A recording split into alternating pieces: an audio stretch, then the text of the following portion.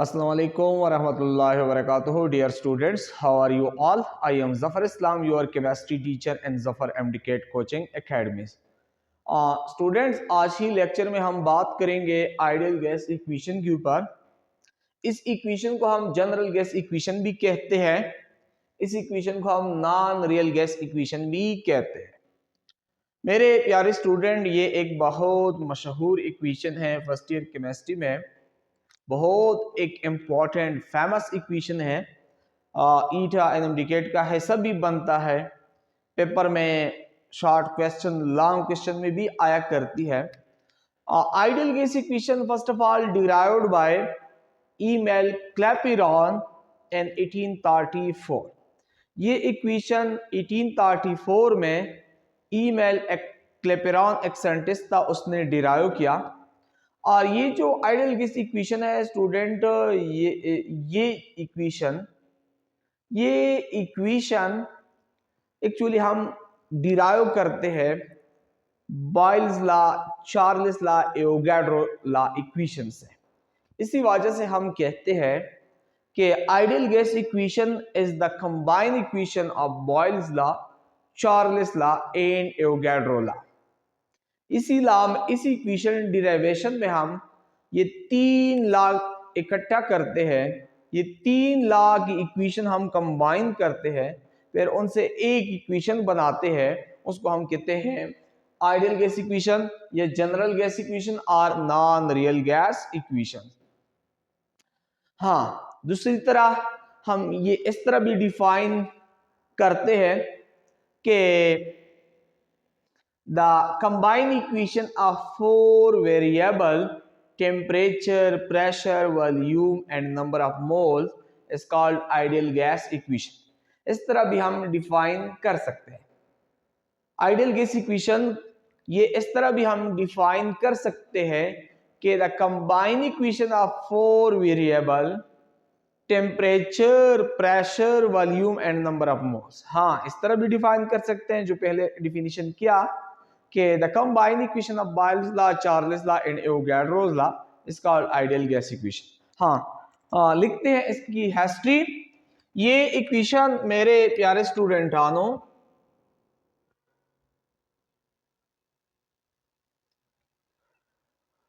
ये इक्वेशन 1834 में email Clapeyron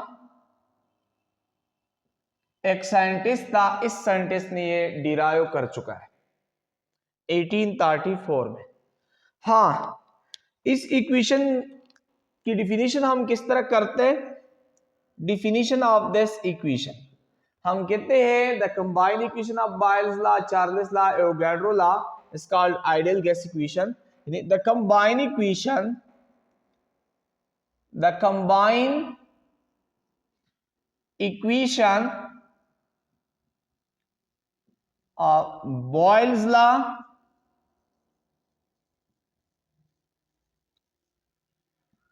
Charles law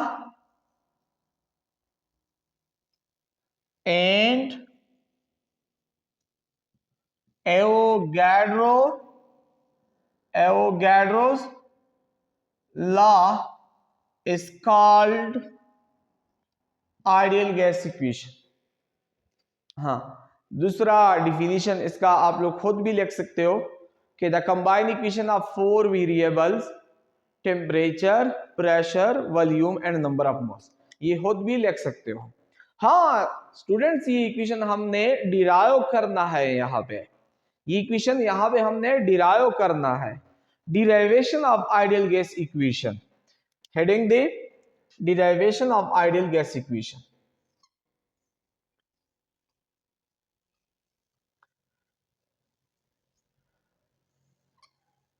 इसकी डिराइवेशन हमने करनी है। हाँ स्टूडेंट, ये जो इक्वेशन यहाँ पे हमने डिराइव करना है, ये इक्वेशन है। यहाँ पे मैं लिखता हूँ स्टूडेंट, यहाँ पे मैं आप लोग को दिखाता हूँ कि ये इक्वेशन एक्चुअली हमने डिराइव करना है। इस इक्वेशन को हम कहते हैं आइडियल गैस इक्वेशन, ये इक्वेशन है PV is equal to nRT। इस इक्वेशन को हम आइडियल गैस इक्वेशन कहते हैं, इस इक्वेशन को हम नॉन रियल गैस इक्वेशन कहते हैं, इस इक्वेशन को हम जनरल गैस इक्वेशन कहते हैं। ये इक्वेशन है जो 4 वेरिएबल से डिराइव हो चुका है। ये इक्वेशन है जो Boyle's law, Charles law and Avogadro law की कॉम्बिनेशन से बना है। PV is equal to nRT। अक्सर पेपर में क्वेश्चन आया करती है derive the PV is equal to nRT या prove that PV is equal to nRT।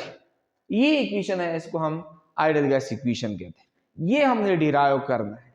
हाँ, डिराइवेशन में हम लिखेंगे फर्स्ट ऑफ ऑल कि according to Boyle's law, according to Boyle's law, according to Boyle's law. हाँ, बॉयल्स लॉ हमें क्या कहती है? Volume of a fixed mass of a gas is inversely proportional to pressure at a constant temperature. ये हमें कहती है Boyle's law कि गैस का जो वॉल्यूम है उसका रिलेशन प्रेशर के साथ इनवर्सली है। ये चीज हमने मैथमेटिकली किस तरह लिखना है, यानी volume of gas is inversely proportional to pressure at constant temperature and pressure at constant temperature. At constant temperature, volume of a fixed mass of a gas is inversely proportional to pressure. ये है boils law. हाँ, Avogadro law हमें क्या कहती है? Avogadro law से पहले चलो चार्ल्स लॉ है। According to Charles law, according to Charles law, according to Charles law, according to Charles law, volume of a fixed mass of a gas is directly proportional to absolute temperature at constant pressure. जब हम एक fixed mass of a gas, जब हम एक fixed quantity of a gas की absolute temperature बढ़ाएंगे तो उसके साथ उसका वॉल्यूम भी बढ़ जाएगा। हाँ, अगर हम एक fixed quantity of a gas का टेम्परेचर कम करेंगे तो उसके साथ गैस का वॉल्यूम भी डिक्रीज होता जाएगा। ये है चार्ल्स लॉ। हाँ, एब्सोल्यूट टेम्परेचर क्या है? हाँ, केल्विन में जो हम टेम्परेचर लेता है उसको हम एब्सोल्यूट टेम्परेचर भी बोलता है। The temperature taken in a Kelvin scale is called absolute temperature. The volume of a fixed mass of a gas is directly proportional to the absolute temperature at constant pressure. ये है Charles law. और mathematically ये हम किस तरह लिखेंगे? Volume जो है ये डायरेक्टली प्रोपोर्शनल है एब्सोल्यूट टेम्परेचर को। ये हुआ हमारे साथ इक्वेशन नंबर 2। हाँ, according to Avogadro law, Avogadro's law क्या कहती है? एवोगैड्रो लॉ कहती है कि volume of a gas is directly proportional to number of moles at a constant temperature and pressure. Avogadro law कहती है कि कांस्टेंट टेम्परेचर और प्रेशर पे एक गैस का जो वॉल्यूम होता है वो नंबर ऑफ मोल्स को डायरेक्टली प्रोपोर्शनल है। जब एक गैस की नंबर ऑफ मोल्स ज्यादा हो तो उसका वॉल्यूम भी ज्यादा होगा, अगर एक गैस की नंबर ऑफ मोल्स कम हो तो उसका वॉल्यूम भी कम होगा। ये है Avogadro law. According to Avogadro law,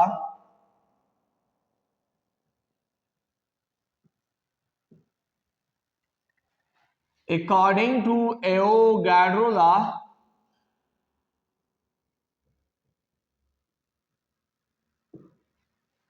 volume of a gas is directly proportional to number of moles at constant temperature and pressure.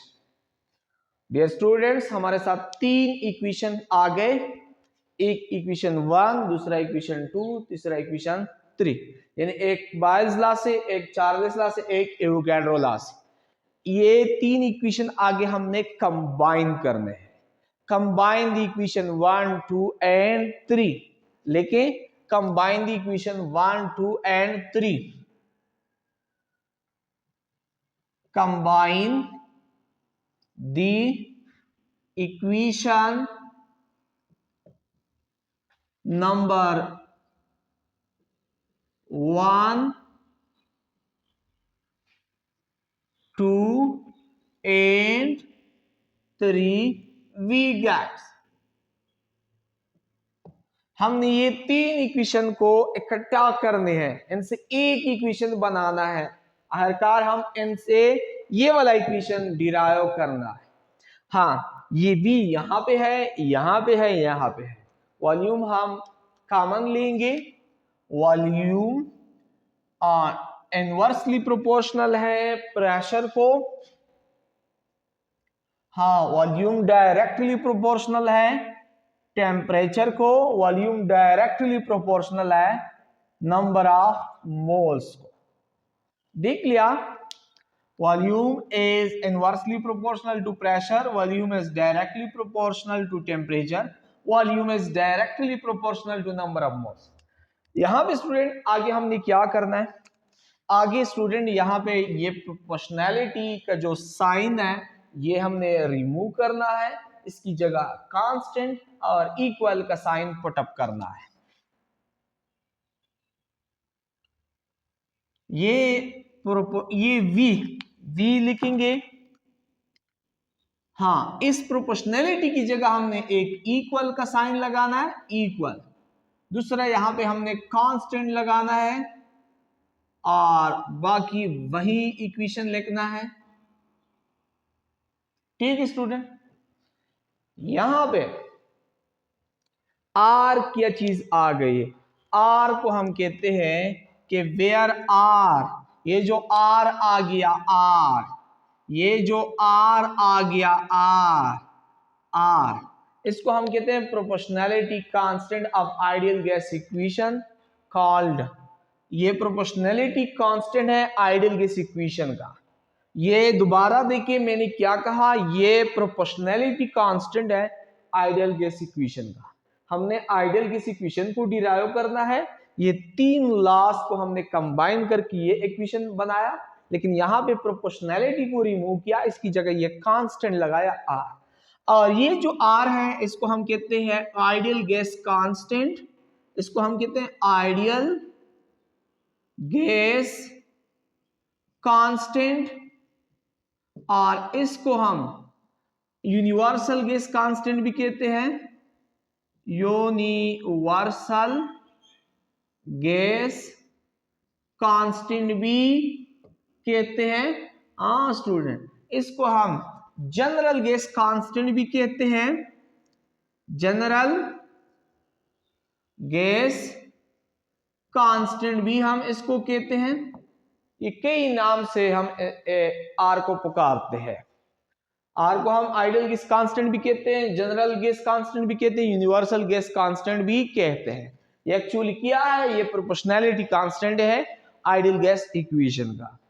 अच्छा स्टूडेंट, आगे इस इक्वेशन में हमने थोड़ा सा रीअरेंजमेंट करना है।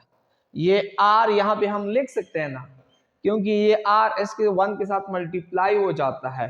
हाँ, ये टी भी इस 1 के साथ हम लिख सकते हैं, ये टी भी यहाँ मल्टीप्लाई है 1 के साथ।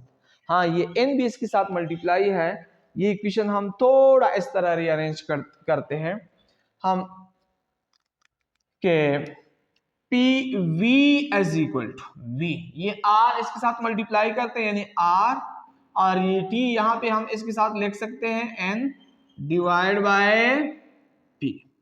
हाँ, इस इक्वेशन से हमने ये इक्वेशन बनाना है, तो यहां पे हम क्रॉस मल्टीप्लिकेशन करेंगे। इस इक्वेशन में आगे हमने क्रॉस मल्टीप्लिकेशन करना है। इस v के नीचे स्टूडेंट्स 1 तो है, 1 है, हमें पता है कि इस तरह एक फैक्टर के नीचे 1 होता है, 1 है। यहां पे हमने क्रॉस मल्टीप्लिकेशन करना है। ये जो आर टी एन है ये इस 1 के साथ मल्टीप्लाई करना है, और ये वी एस पी के साथ मल्टीप्लाई करना है। यहां पे लिखे by cross multiplication, by cross multiplication.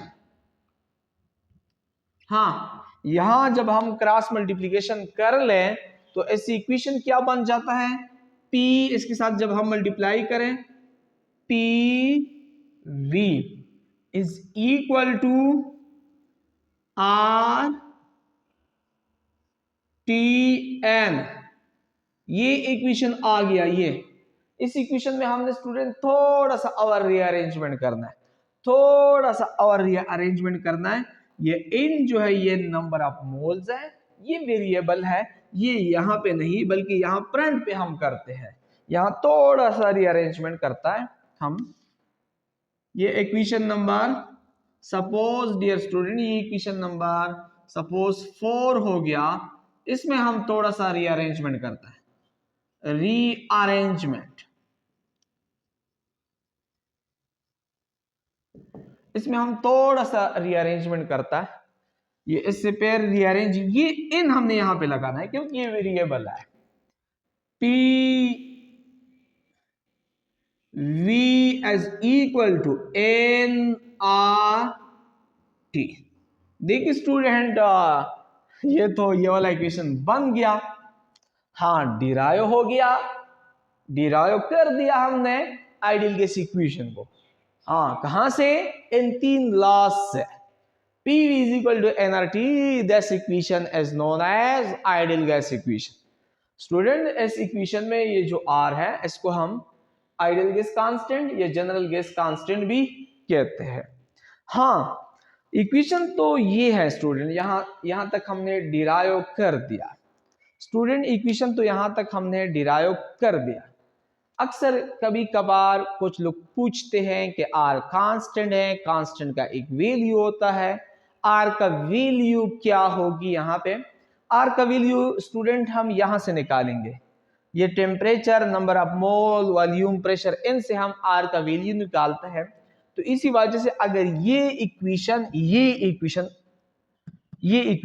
Equation हम दोनों साइड से डिवाइड कर दें N और T पे, तो इससे इक्वेशन बन जाएगा R इज इक्वल टू, अगर ये इक्वेशन डिवाइड कर दें हम, डिवाइड नीचे से both side, divide ideal gas equation on both side by NT, तो ये बन जाएगा PV divide by NT divide by NT। हाँ, अब अगर एक गैस का प्रेशर गिवन हो, वॉल्यूम गिवन हो, नंबर ऑफ मोल्स गिवन हो, टेम्परेचर भी गिवन हो, तो हम R का वैल्यू कैलकुलेट कर सकते हैं। दोबारा देखिए, अगर एक गैस का प्रेशर भी गिवन हो, वॉल्यूम भी गिवन हो, नंबर ऑफ मोल्स भी गिवन हो, हाँ टेम्परेचर भी गिवन हो, तो हम R का वैल्यू कैलकुलेट कर सकते हैं। यहां पे देखिए स्टूडेंट, यहाँ पे P प्रेशर ऑफ गैस है, V वॉल्यूम ऑफ गैस है, N नंबर ऑफ मोल्स है, R और आइडियल गैस कांस्टेंट है, T टेम्परेचर ऑफ गैस है। स्टूडेंट, यहाँ पे मैं एक चीज और बताता हूं, अगर N का वैल्यू 1 हो, अगर 1 मोल गैस हो, अगर N का वैल्यू 1 हो 1 मोल गैस के लिए, ये इक्वेशन हम फिर इस तरह भी लिखते हैं, PV is equal to RT, PV is equal to RT for 1 mole of a gas। तो ये इक्वेशन हम लिखते हैं PV is equal to RT। हाँ स्टूडेंट, ये यहां देखिए R is equal to PV divided by NT। हाँ, अक्सर R का वैल्यू जब हम निकालते हैं तो हम गैस के ऊपर एक एक्सपेरिमेंट करता है, तो एक्सपेरिमेंट करने से पहले गैस की जो टेम्परेचर होती है, प्रेशर होती है, वॉल्यूम होती है, नंबर ऑफ मोल्स होती है, उसको हम कहते हैं इनिशियल स्टेट। और एक्सपेरिमेंट करने के बाद जब टेम्परेचर बढ़ जाता है या कम हो जाता है या कांस्टेंट रहता है इस तरह, या प्रेशर जो होती है एक्सपेरिमेंट करने के बाद जो टेम्परेचर होती है, प्रेशर होती है, अगर उससे हम उसको हम कहते हैं फाइनल स्टेट। आर का वैल्यू हम फाइनल से भी निकाल सकते हैं, इनिशियल से भी निकाल सकते हैं।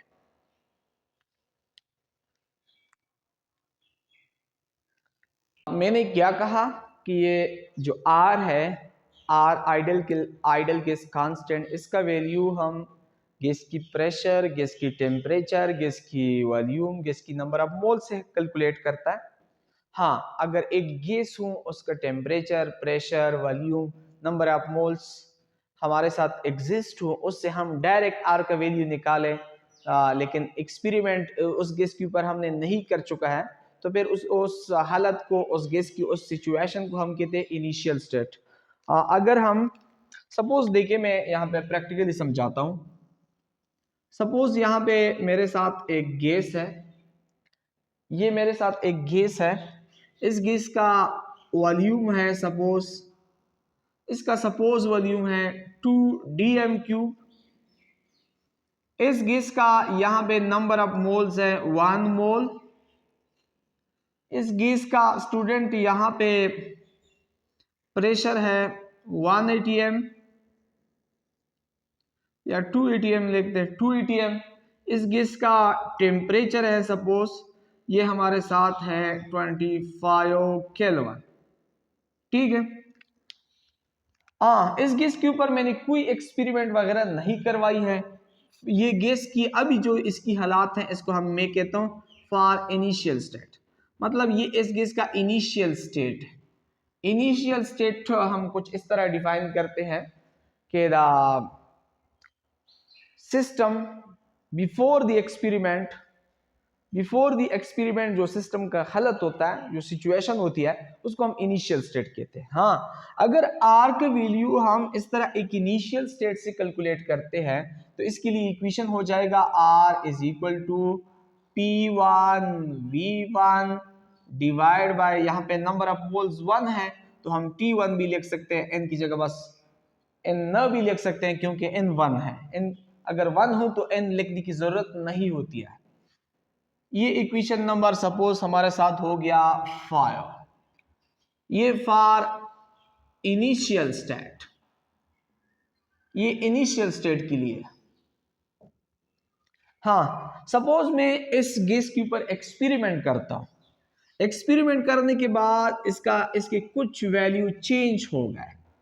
मैंने इस गैस के ऊपर एक्सपेरिमेंट किया तो इस गैस की सपोज वॉल्यूम जो है वो V2 मतलब फाइनल स्टेट, इसका वॉल्यूम बढ़ गया सपोज 4 dm³ हो गया। नंबर ऑफ मोल्स वही है 1 मोल है। सपोज प्रेशर यहाँ पे 2 से 1 atm को आ गया। और टेम्परेचर सपोज मेरे प्यारे स्टूडेंट डानो 25 से चला गया 35।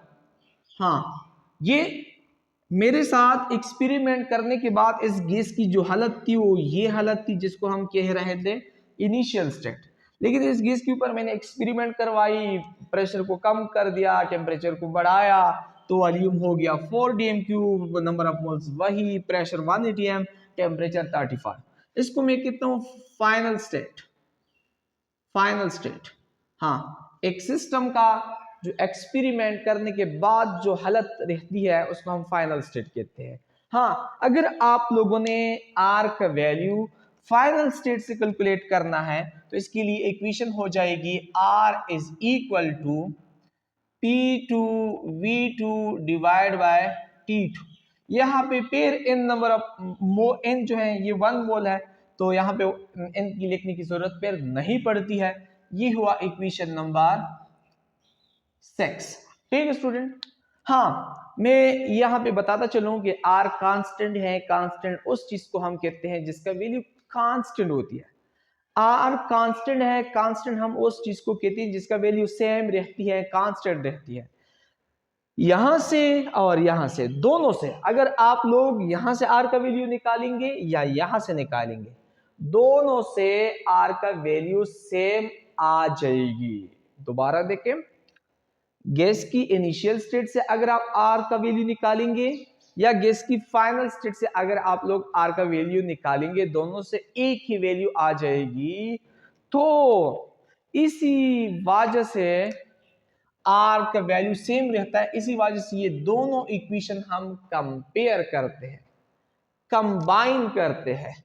जब कंपेयर करते हैं फिर किस तरह लिखते हैं, P1 V1 divide by T1 is equal to P2 V2 divide by T2 is equal to R। ये जो इक्वेशन आ गया इसको हम कहते हैं मोर generalized form of ideal gas equation। ये जो इक्वेशन आ गया इसको हम कहते हैं more generalised form of equation, ideal gas equation.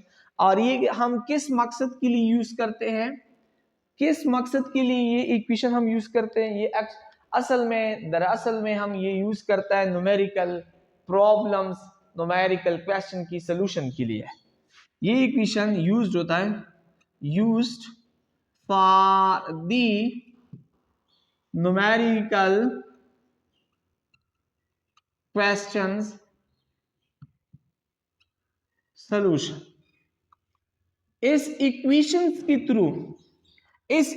के थ्रू असल में हम स्टूडेंट्स न्यूमेरिकल क्वेश्चन सॉल्व करते हैं। आप लोग की बुक में एक एग्जांपल इस इक्वेशन के बाद डायरेक्ट मौजूद है, वो एग्जांपल हम इस फार्मूले के थ्रू सॉल्व करता है। फर्स्ट ईयर का जो बुक है, फर्स्ट ईयर का जो किताब है चैप्टर नंबर 4 में जो गैस नाम है चैप्टर का, इसी ही चैप्टर में ये टॉपिक मौजूद है। और वहाँ पे इस इक्वेशन के बाद फौरन एक न्यूमेरिकल क्वेश्चन है और वो हम इस इक्वेशन के थ्रू सॉल्व करते हैं, ठीक है। लेकिन स्टूडेंट ये आइडियल गैस का मैं दोबारा बताता चलूं कि मोर जनरलाइज्ड फॉर्म है, न्यूमेरिकल क्वेश्चन को सॉल्व करने के लिए यूज करता है। हाँ, जो वहां पे हमने डिराइव किया equation PV is equal to nRT या 1 मोल के लिए PV is equal to RT, वो एक्चुअली आइडियल गैस इक्वेशन है। उससे आगे जो हमने कैलकुलेशन करवाई वो R का जो वैल्यू होता है उसकी कैलकुलेशन करने के लिए ये इतना मेहनत किया कि R का वैल्यू हम कांस्टेंट है, लेकिन कांस्टेंट का भी एक वैल्यू होता है, हम कहां से ये इसका वैल्यू कैलकुलेट कर सकता है। हमने बताया कि अगर एक गैस हो उसका इनिशियल स्टेट हो उससे भी कैलकुलेट कर सकते हैं। अगर गैस के ऊपर हम एक्सपेरिमेंट करके फिर भी R का वैल्यू वहां से कैलकुलेट कर सकता है। हाँ, दोनों से R का वैल्यू सेम आ जाएगा। इसी वजह से हमने इनिशियल और फाइनल इक्वेशन कंबाइन कर दिए, एक और इक्वेशन बना लिया जिसको हम कह रहे हैं more generalised form of ideal gas equation. Student ये था टॉपिक आइडियल गैस इक्वेशन या जनरल गैस इक्वेशन। इसके बाद इंशाल्लाह अगर मौका मिला तो R का जो वैल्यू है STP पे, R का जो वैल्यू है SI सिस्टम पे, और इस तरह ये चीज़ें हम कैलकुलेट करेंगे। लेकिन स्टूडेंट ये इक्वेशन इंतहाई इम्पॉर्टेंट इक्वेशन है। अक्सर अभी नम्स का एक टेस्ट हुआ था, वहां पे ये भी क्वेश्चन आया था कि ideal gas equation S PV is equal to nRT, ये याद रखना है। हाँ, एटॉमिक एनर्जी में रिसेंटली एक टेस्ट हुआ था, उसी में आइडियल गैस इक्वेशन के बारे में मांगा था कि आइडियल गैस इक्वेशन S। इस तरह डायरेक्ट यहाँ से MCQs आया करती है। हाँ, इसकी यूनिट, इसकी वैल्यू से भी क्या R का वैल्यू क्या होता है STP पे, SI यूनिट में क्या यूनिट है R का, ये चीज़ हम नेक्स्ट क्लास में डिस्कस करेंगे। लेकिन ये बहुत बहुत इंपॉर्टेंट इक्वेशन है, पेपर के लिहाज से भी, बोर्ड पेपर के लिहाज से भी, अक्सर टेस्ट वगैरह में भी आइडियल गैस इक्वेशन से क्वेश्चन आया करती हैं। Thank you so much.